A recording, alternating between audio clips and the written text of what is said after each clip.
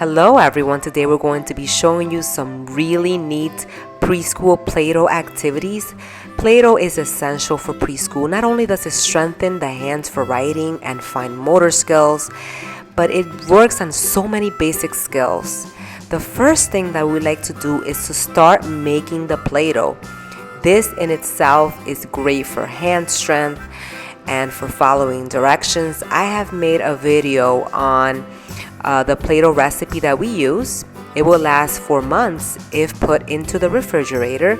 We usually put it away in a little baggie and it will last for months. The kids really love feeling the texture and the consistency. It's very soothing to the hands and to the senses. One little trick is that we add a little bit of more flour at the end so that it's not sticky, and it really is something that they absolutely love playing with. So now let's start with the activities that we have for today. One of the first activities that I like teaching children with Play-Doh is to make little balls. And they could either roll the ball on their hands or they could roll the ball on the table. And I tell them to roll as many balls as they like. Working with Play-Doh is going to help children strengthen their hands for writing. It's an excellent pre-writing activity. A lot of times children have problems with writing, and it's because they really haven't had the time to practice and to work on those muscles of the hands. Play-Doh is an excellent way to get children ready for writing. So I have the child make these little balls, and this is also an excellent activity to focus on concentration, on starting a task and seeing it all the way to the end. And all of these activities work on concentration. The next thing that I have the child do after they're done with the little balls is roll out little snakes out of each of the balls that they have created. And this activity is great because through these manipulations, children develop hand-eye coordination, the ability to match hand movements with eye movement.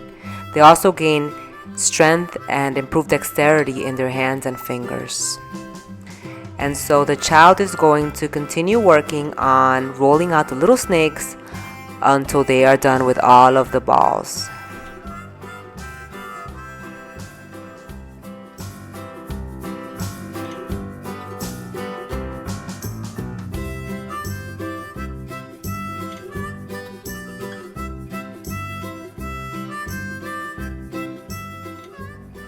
The next activity that the child is going to do is cut the little snakes that they have just made. I'm going to help the child position their hands so that they can cut the little snakes. Children are going to need help in the beginning on how to position their hands to cut the little snakes. You can use regular preschool scissors or you can use Play-Doh scissors, whichever you prefer. They both work the same. And so now the child is going to work on cutting all of the snakes. As you can see, everything has a sequence. First, we made the balls, then we made the snakes, and now the child is cutting the little snakes into little pieces. All of these are working on basic skills that the child needs to learn. As you can see, I continuously position the child's hand if they forget on how to hold the scissors correctly, focusing on open and close, open and close. And I want the child to finish to the end.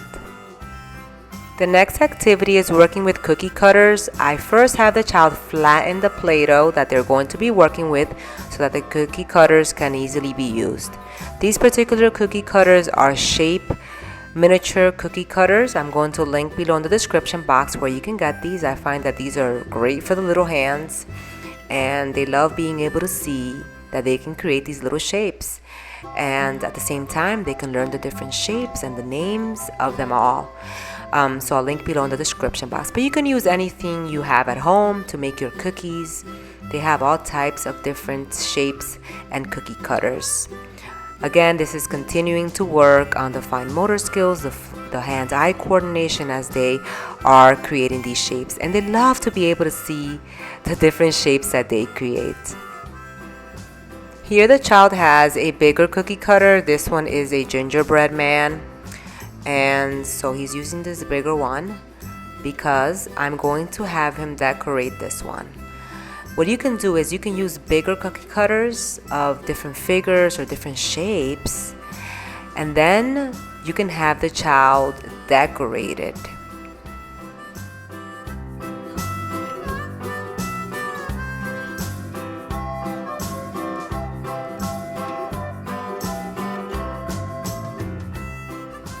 Now in this next activity, the child is going to take that gingerbread man that he just cut out with the cookie cutter and decorate it.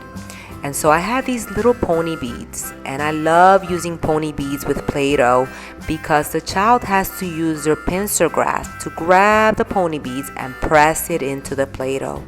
You can use, again, any shape you like. You could even just have them press it into any piece of Play-Doh, and this is an excellent activity for children. They love being able to see it pressed in there, and it's just a great activity to work on those fine motor skills. Also, the child is working on concentration. Concentration is a skill that is needed in all content areas.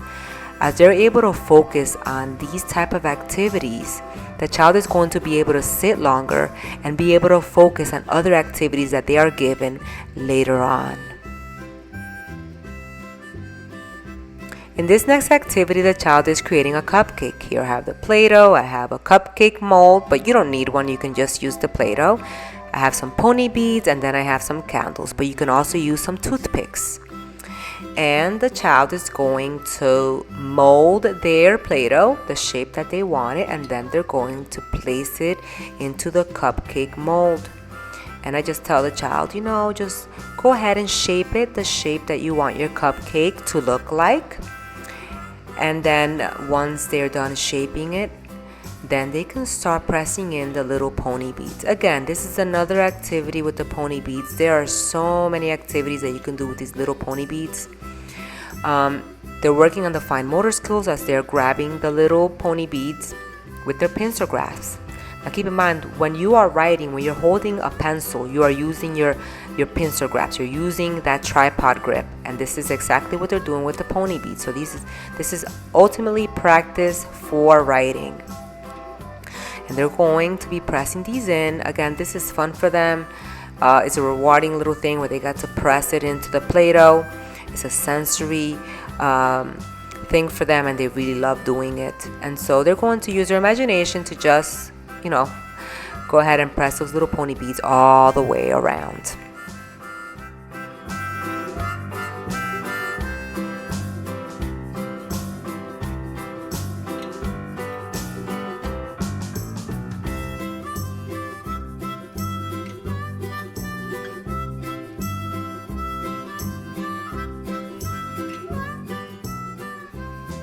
Now the child is going to be putting the little candles on their cupcake, and it is all done. Isn't this such a cute little activity? And they love to be able to see their cupcake all done. The next activity is giving the child some Play-Doh that they press down, and then giving them some figurines or some animals that they can go ahead and press into the Play-Doh. And what I like to do is just a free play. This is one of those screen-free activities where you can just give children Play-Doh and some little animals, and they will play for a very long time. I talk about that my children are screen-free throughout the week, and Play-Doh is definitely one of those activities that I pull out for my kids so that they can keep busy while I am cooking, while I'm cleaning, while I'm working school with the older kids. These are some of the ideas that I use to keep my children busy and screen-free. And so they can use their imagination with this scenario. They can do whatever they want. Sometimes they hide the animals in the Play-Doh. Sometimes they start putting the Play-Doh on top of the animals, like putting little clothes items on them. And the opportunity is endless. The next activity is a sorting activity. So here I have 3 plates, and the child is simply just taking their tripod grip, again using the same hands that they're going to be using for writing, and pulling the Play-Doh off and sorting it into the 3 different colors.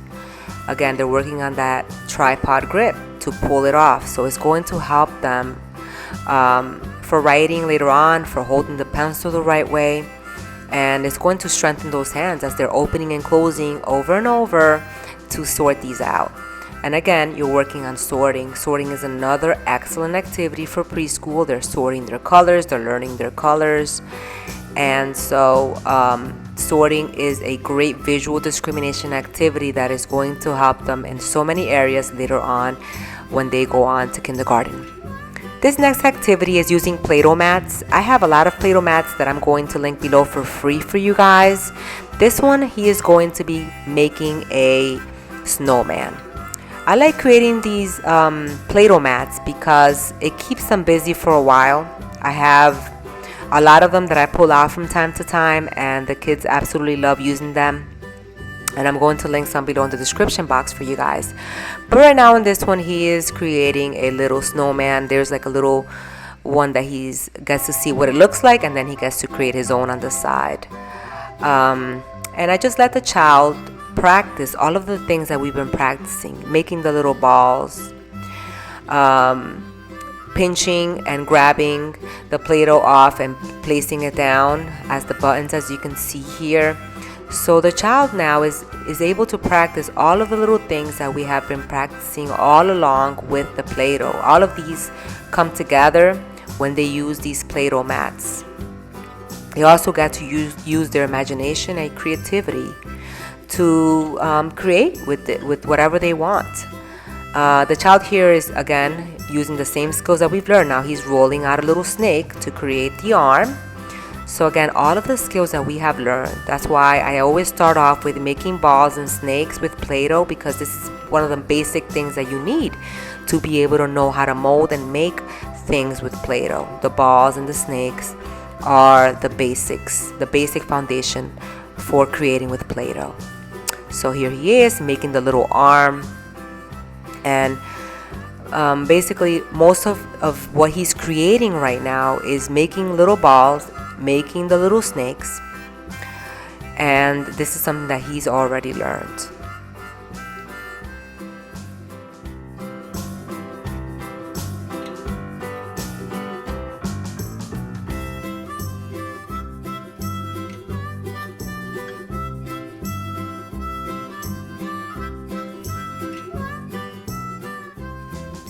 This particular activity is using Play-Doh with a little tinker box.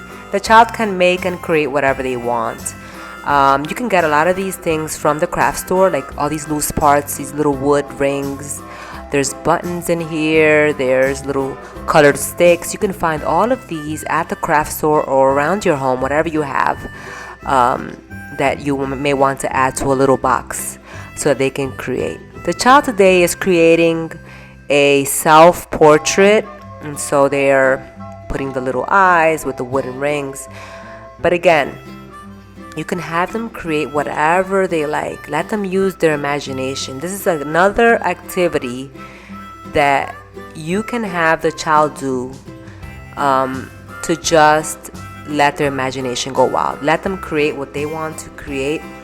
And there's no structure to this. This is another screen-free activity that they will do for a while, and it's like a canvas that they have, and they can create whatever it is that they want.